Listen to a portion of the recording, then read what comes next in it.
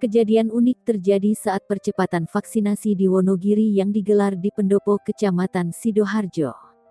Kejadian unik itu direkam, kemudian diunggah oleh akun Instagram Polres Wonogiri yakni @polres_wonogiri. Dalam video tersebut menunjukkan seorang pria dewasa yang dipegang oleh banyak orang, termasuk tentara, polisi dan tim vaksinator yang bertugas.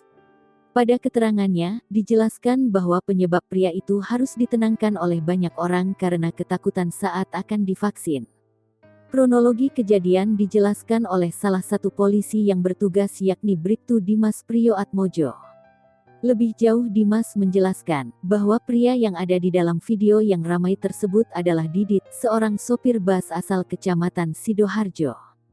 Pria tersebut terlihat sangat ketakutan ketika akan disuntik, dirinya selalu menghindari saat petugas menyiapkan vaksin yang siap disuntikkan. Namun akhirnya, berkat kesabaran seluruh petugas, pria itu akhirnya berhasil divaksin. Setelah berhasil disuntik, sontak seluruh petugas yang kesusahan menenangkan segera memberi tepuk tangan kepada pria yang ketakutan itu.